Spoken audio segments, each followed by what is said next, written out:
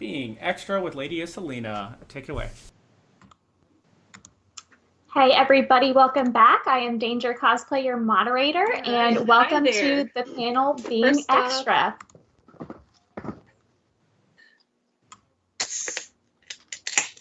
We are here with Lady Icellina Cosplay. Well, hi, I'm Lady Icellina of Lady Icellina Cosplay. Welcome. Thank you so much for coming.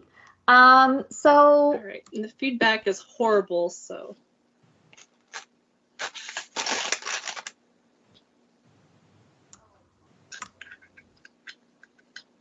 All right.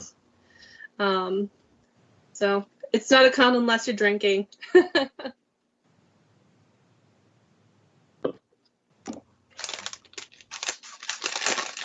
Lady Icellina. So I'm going to go ahead and come in real quick. Cosplay.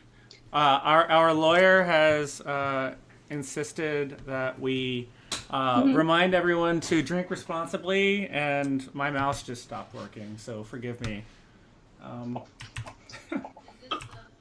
It's my lawyer is talking to me right now, and exactly. And yep. Stay home and stay So drink safe. responsibly. Do not drink and drive, and stay home. Insert ConFromHome joke about staying at home and not drinking and driving is what she said. And do not drink if under 21. Also, because we are breaking mixers rules, I'm going to need to plus up the stream to 18. So. Thank you very much for the legalese, and go ahead and continue the panel. Yeah, we're officially in night hours, just like a real con. All right, awesome. Well, I'm a Lady Icellina of Lady Icellina Cosplay.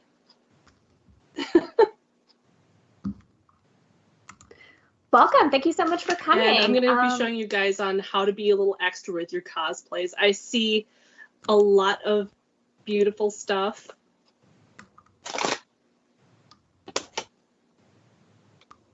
And it's just about you making a little bit more extra. So you did the hard part of slaving over a sewing machine and a million layers of EVA foam to make the cosplays you're proud to show off at any convention. But wait, there's a million other cosplays dazzling and hogging up the spotlight worse than the gazebo at Katsucon. How are you going to show off like a majestic EVA peacock now? Don't be a sad sack of whimpering Joanne's fabric coupons lost in your 2000 Honda Civic Center console. Time to gear up and go all out and make you stand out like a sea of Bakugos of Sailor Scouts. So I'm going to show you some basic ideas to make your stuff a little bit more extra than the other guys' cosplay. After all, it's the detail, the fun, and the thought of making that character really proud. A lot of people in masquerades do this. Why shouldn't you?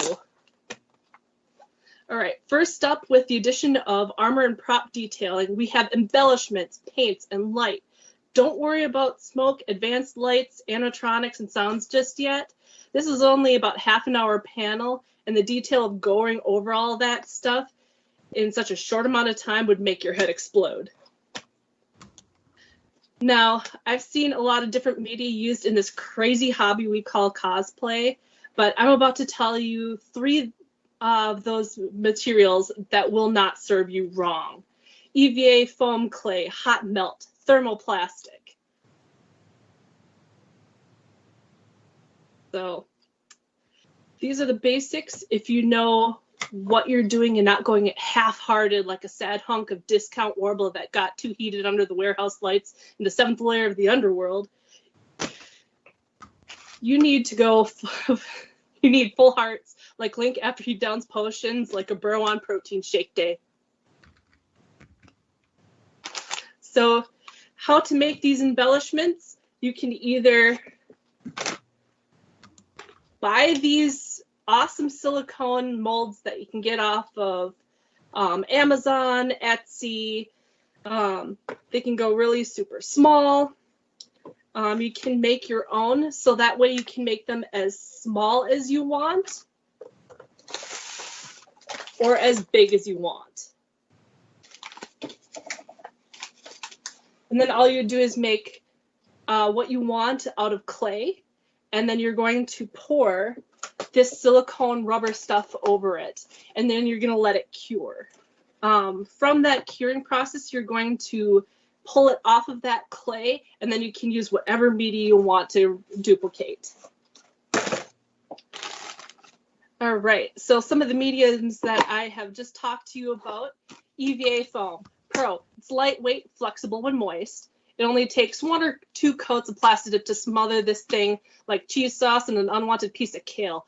And it's relatively cheap. How cheap? Super cheap. Con, it takes a good minute to slightly dry, and when I say minute, you'll be hanging out with a hair dryer like a teenager getting ready for prom night to get this thing to dry faster. It warps if you pull it out of the mold too fast, and if it gets too dry, like this, it crumbles like a cheater's alibi. Next up, we have thermoplastic. It can come in sheets, chunks, or even these little beads. It's more durable than a Loot Crate figurine. It's easy to melt, and it holds details pretty well. And an example of that is a feather that I just casted.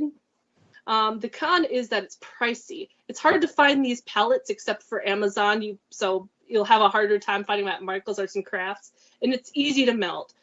Much like the bad guy's face in Raiders of the Lost Ark, if you put this anywhere near a heat gun for too long, we'll trying to shape this onto Morbla. So good luck tiptoeing through the tulips with this ornate time bomb. If you don't know how to handle this, you can burn your fingers much like napalm. It sticks and it keeps burning like a well-played comeback. Tip to fight that is having moist fingers or using flour.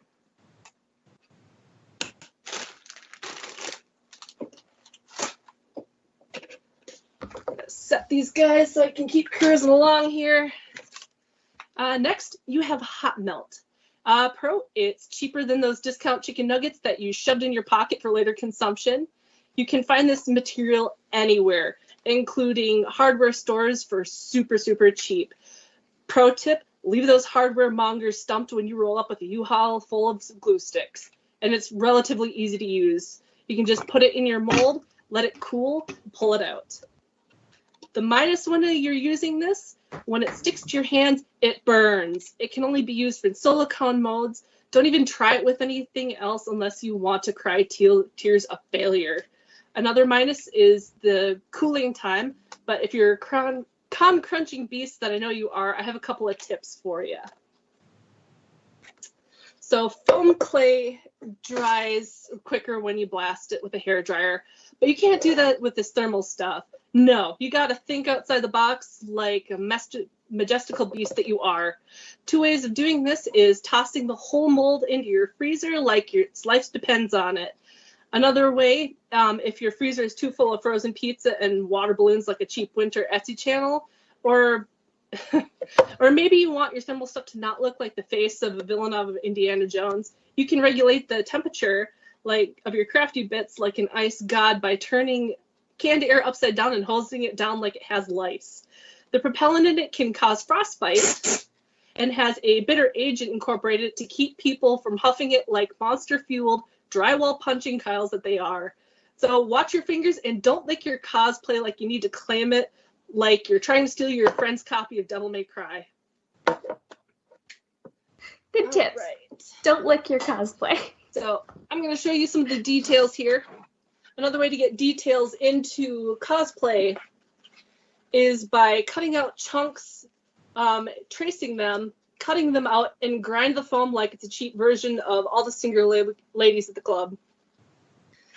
And here's some of the examples of the EVA foam details, which you can see on the mask as well. It goes from bland to an excellent pop here. And with thermoplastics, you can go from a simple ring to going to something like this. Just by using that mold, taking a bunch of thermoplastic and melting it onto one base, you can create anything. So the base is thermoplastic also, and then you just added all the details? Right. Oh. Yep, correct. Super cool.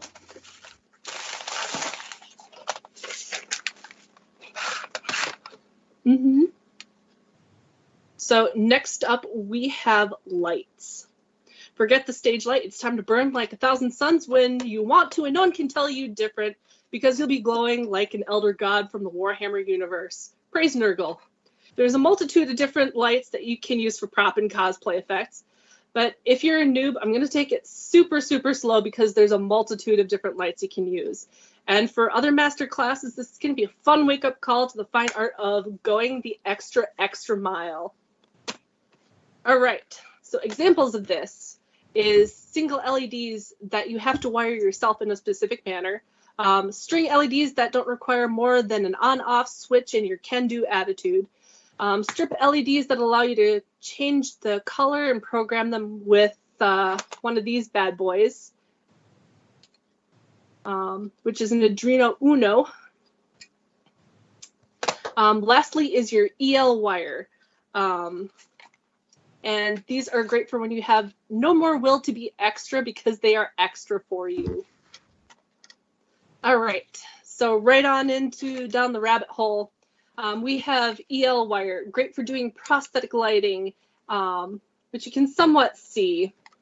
Adding simple accent lighting and having an even line of light. The only problems I can see with people having with this is if they pop the end of them off and have the EL wire exposed, they can shock themselves with a live wire like a 7th grade science flunky, and bending this beast past its limit and breaking the thin filament inside. Be kind, don't wreck that glorious wire.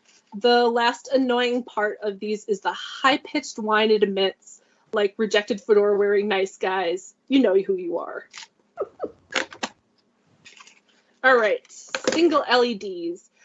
These little bad boys are great if you need a single or a few LEDs in a prop or a small space to work with. You're going to need a resistor, soldering supplies, and power source. There's many tutorials on it online, so you don't end up like this guy. Too much power and it burns out the LED. Too little and you get the weakest response, like the crush that just answers your text messages saying K.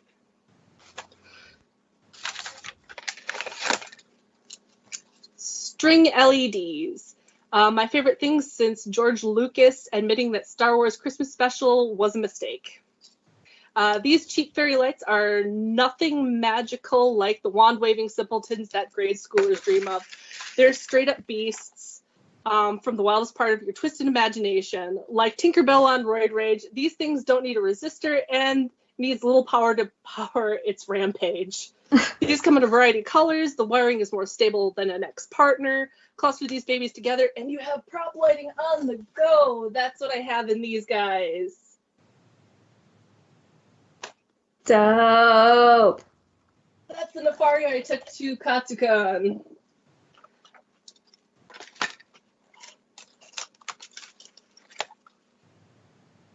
Did somebody say strip lights? We have LED strips, and now this things get interesting. This is far from the basic as you can get. These programming little demon lords have their own setup built into every section. But be careful when you cut it at the designated spot. Otherwise, you could lose a whole segment, and that's one LED gone. What you're going to want to do is peel off the silicone from the copper parts. And then you're going to use one of these bad boys as a connector. You can either solder it or flip this baby open, slide it on, and clip it on. And then you have another segment. And once again, you can program these with an Arduino Uno. You can find programming fairly easy. And then you can get that awesome light show that Kamui Cosplay does. All right. So now that we have our lights all kind of settled in here, let me toss these on the ground. And those LED strips, they can come in just a variety of colors as well.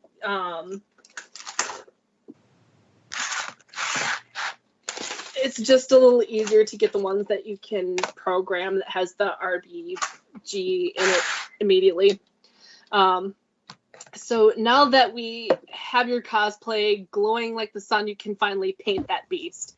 Like many poor life decisions, finding that right paint is a lot of trial and error. You can go the easy way with spray paint, but that doesn't really work on EVA foam, even with a Plastidip.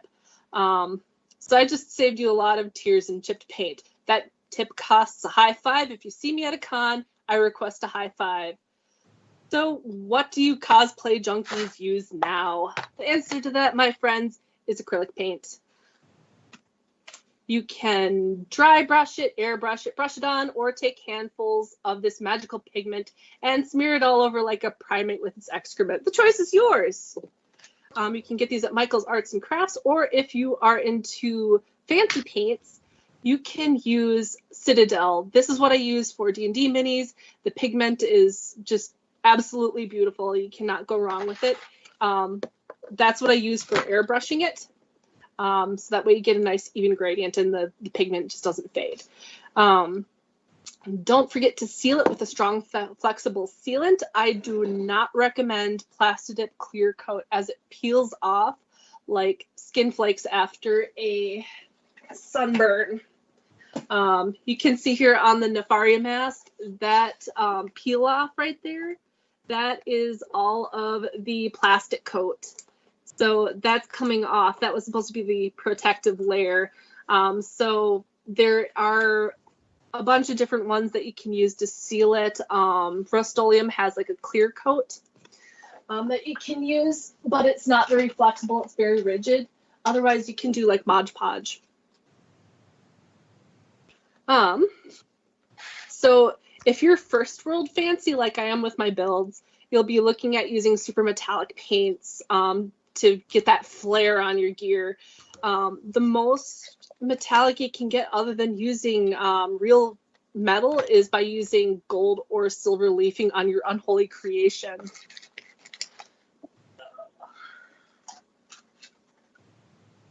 And that's actually what I have used on a variety of my props. From the Mercy crown that I did, that the base coat is airbrushed with a metallic gold Citadel. And then the gold leaf is on the top parts of the embellishments to kind of give it more of a pop. So you can do that with thermoplastic, hot melt glue. However, with EVA foam, it is a little difficult because gold leaf isn't meant to be bendable. But I managed to do it anyways. So this whole headpiece is all gold leaf and EVA foam, so it's very flexible. The thing with sealing that is you want to make sure you have a flexible sealant.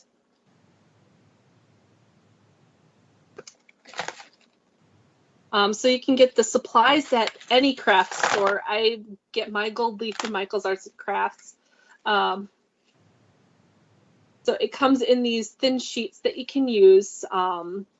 If you're trying to get specific areas, you'd need to skip the spray adhesive and get this Mona Lisa gold leafing adhesive. But if you're going all over, you can use the 3M. It works very, very well, and it has that nice hold. When using this, you want to make sure that the glue turns completely clear before you pat it on, otherwise it's not fully dry. And after any good gold and hold, you want to seal that so your foil isn't foiled. So I'm done prattling about the small stuff. It's time to really deal into the deep end and show you the gown that took home third at a national level. You've probably seen this bad boy plastered on my Instagram, but it's everything extra that I am going to drill with you today. So I'm going to scooch on over here. First off is going to be your fabric choice. So know your character. If they're fancy, go fancy. The sky's the limit with your fabric choices, but your wallet says otherwise. To save money on this caffeine and inspiration fueled addiction, you can obtain your dream fabric by using a lot of Joann's coupons, You can do to swap meets, Facebook Marketplace. They usually have people that's like getting rid of fabric, or even thrift stores. I've managed to find good Renfest stuff at thrift stores. A lot of people donate that stuff and throw it away. It's just a matter of opening your I-beams and looking. All right. So with this type of fancy, let me grab my fancifiable stuff here. We have trims. Trims are everything. They can be used on a multitude of functions here. It can be a border, it can be fabric, it can be jewelry, cut it up, it can even be used as appliques. So a lot of bling that you're going to be seeing on a lot of costumes is going to be the metallic trims or anything like that. I even have my Renfest gown here, which emphasizes the use of the trims. So this embroidered trim here is actually used to make the sleeves. Lace like this can be used for appliques if you just need a little bit of something somewhere. In fact, I've used it several times on this gown. So some of the, some of the flowers on here are actually just bits and pieces of lace that I've used. So the perfect trim here, it can make or break your cosplay. So don't be a broken fool, use trim. All right. So leading into the next thing, if you don't have an embroidery machine, we have appliques that you can get online. So let me grab it. Here we go. This is one I actually made for my Mirror Queen, and this is one that I found online. The name sounds French because they are. These unholy abominations could only be thought out by a wine-guzzling fashion master of a French arcane. You can find these online, any craft store. Like I said, you can make them by hand. All you would need to make these by hand, granted it takes a lot of time to make these, is you need one of those embroidery rings, some embroidery floss, and your choice of fabric, as well as a pattern. But if you have an embroidery machine or if you know where to steal one, like one of my friends, you can design your own appliques in Adobe Illustrator. Like what I did here, these are all Adobe Illustrator appliques that I made. And then I used Embird to convert the file over, so that way my machine could read it. It's all about what your machine reads and what program you're using. You can do this directly on fabric, which I have done with my Mirror Queen. The sleeves have like 500 of these darn things.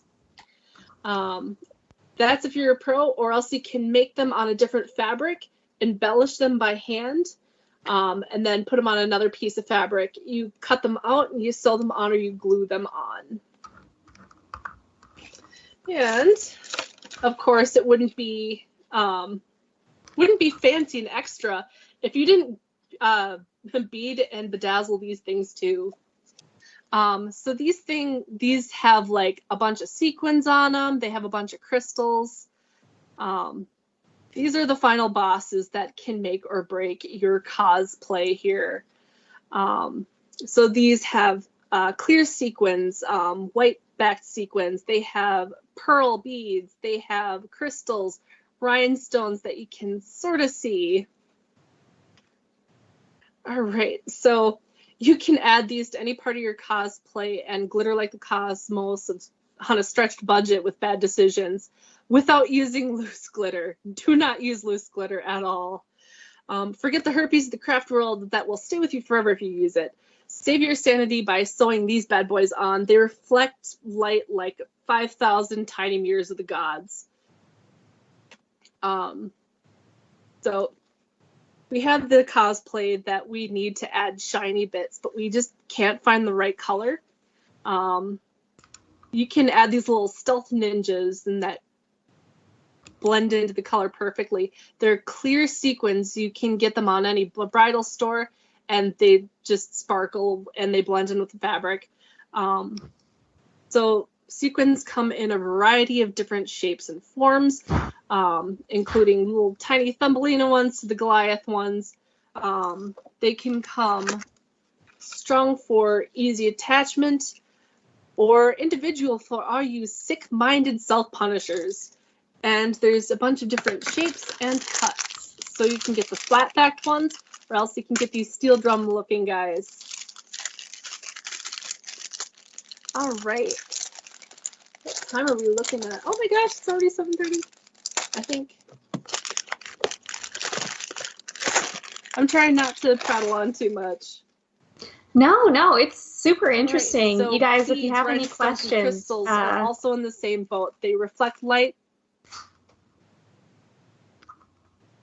Sorry, I think there's a short stream delay if we have any weird interruptions. So,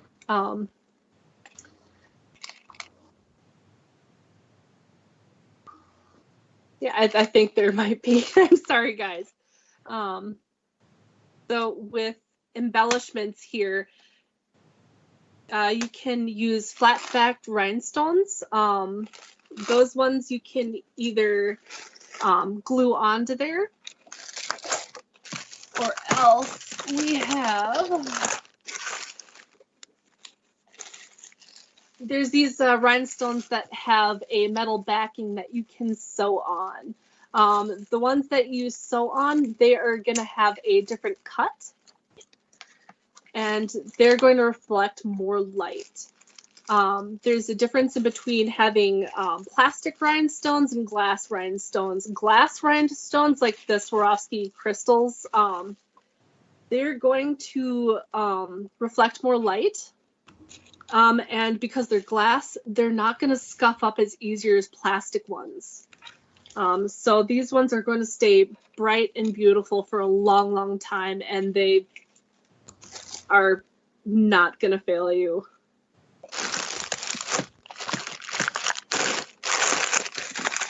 So with the different rhinestones here. Oh, googly eyes, guys.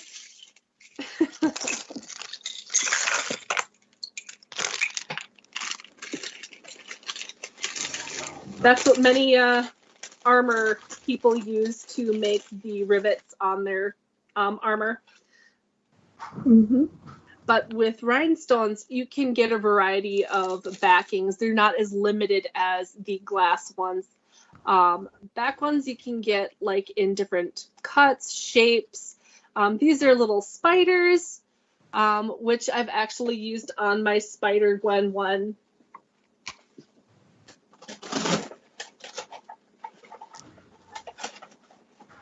It's actually Sadea. The cosplay Sadea from Diablo. So this is another great example of lights, embellishments, and rhinestones. So those are those spiders that you saw, and the embellishments here are all spider webs.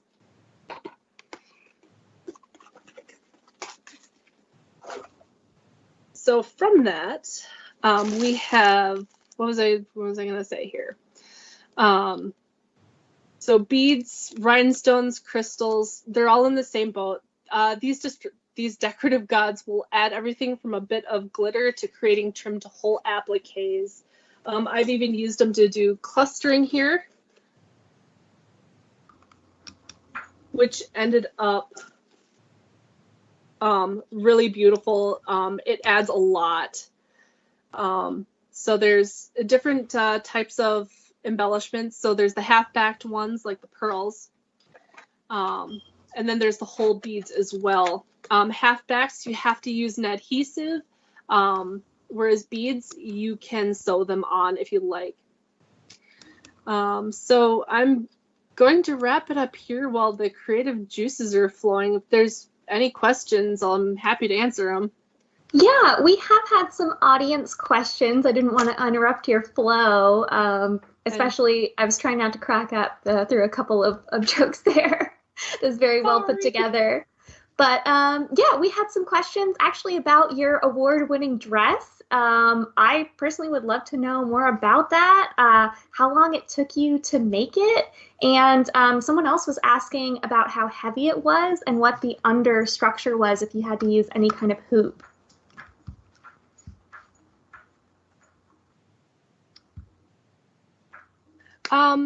Yeah, so this this dress, it's about, it's 50 pounds just because of the embellishments, as well as velveteen. It's fully lined. I had a smaller cosplayer try to wear this after C2E2, and it was like draped on her, and she's like, it's so heavy, she couldn't move. I had to pull it off of her. So the understructure is actually PEX piping, because any corset boning is not going to be rigid enough to hold this out. So the PEX piping is fully wrapped around. And there is also an overskirt, or it's a petticoat. So that's going to keep that poof going so you don't see the ribbing underneath. Wow, that's awesome. I bet that also does make it pretty heavy, though, having all those petticoats. We had somebody asking about using puffy paint for pre-paint details, if you've ever done something like that before.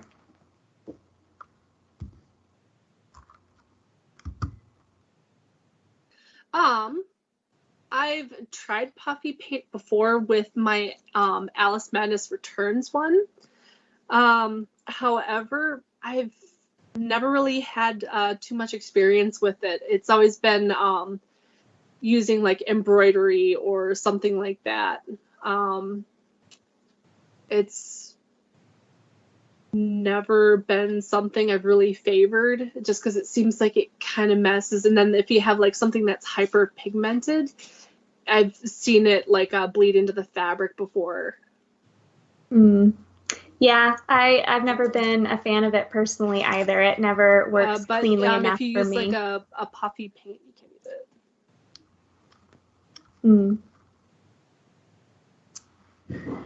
it. We've got, I think, about 10 more minutes. If there's any more audience questions or anything else you want to elaborate on.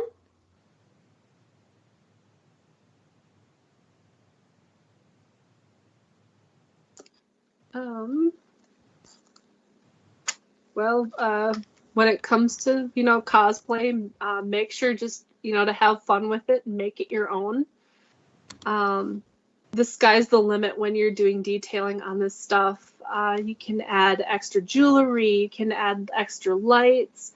Something that I did with the wig on this Marie Antoinette, I ended up using the little model ship, and then I added fairy lights to it.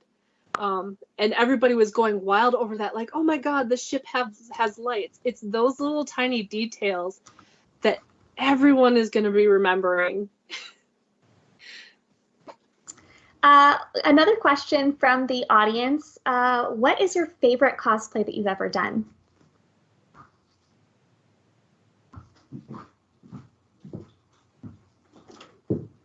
Oh, that's a hard one. One of my favorites has to be Lady Oscar, because it has pockets. Yes. Also, I get a sword and a gun, so that's pretty awesome. Awesome. I still keep coming back to that dress. I know we're seeing it in frame right now, so it's hard to not admire all those details.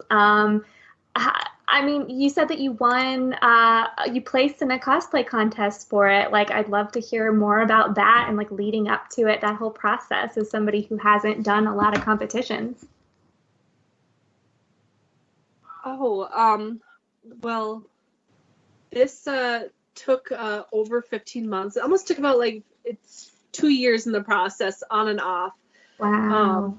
So I originally placed Best in Show with a half-finished gown at Dice Show a couple of years ago. And then I finished it, lined it, and then I entered it into C2E2, which ends up having the Crown Champions of Cosplay.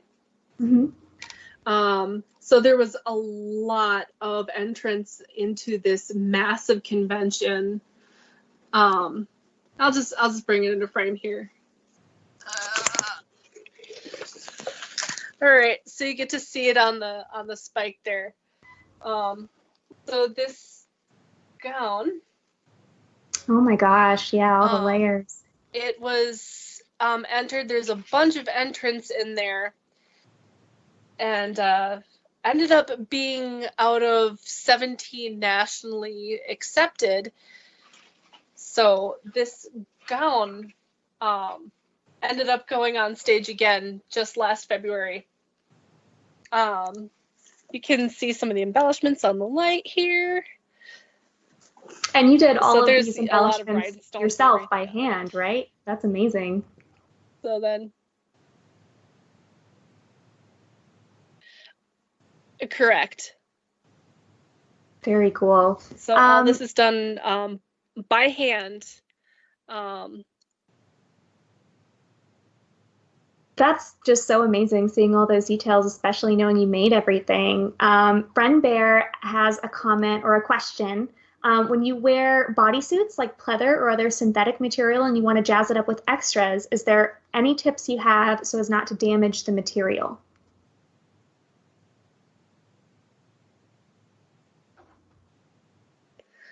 Oh, well, I found that sewing on stuff is pretty good. There is elastic thread that you can use, as well as I've noticed there's bejeweling.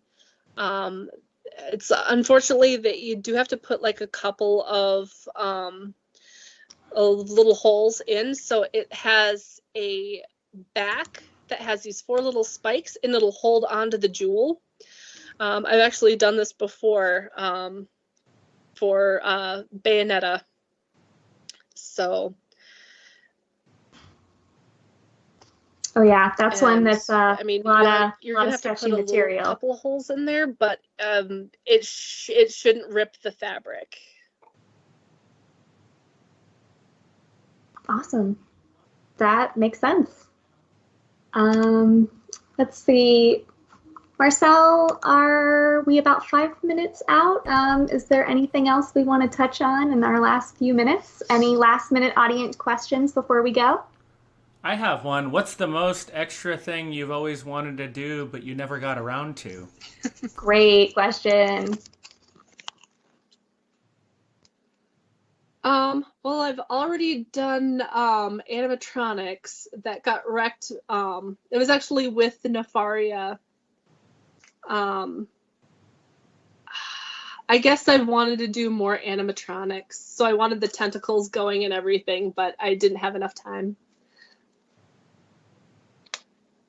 Yeah, that sounds like a lot. Tentacle animatronics, I can't even imagine.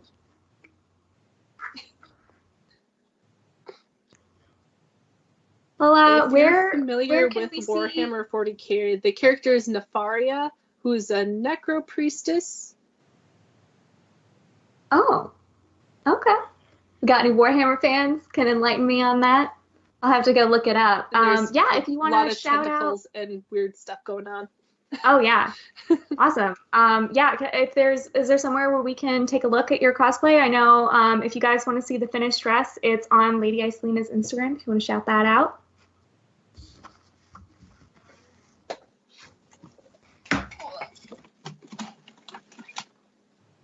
Yep, I actually have a card here. Perfect. If you want to see some of my stuff, it is Lady Icellina.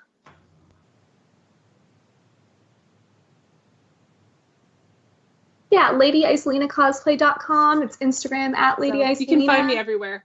Yeah, just Lady Icellina. And it looks like the picture has been posted in the Con Lobby Discord also. So if you want to come chat with us a little bit more, we are sharing pictures in the Discord. So come join us and get that secret sauce.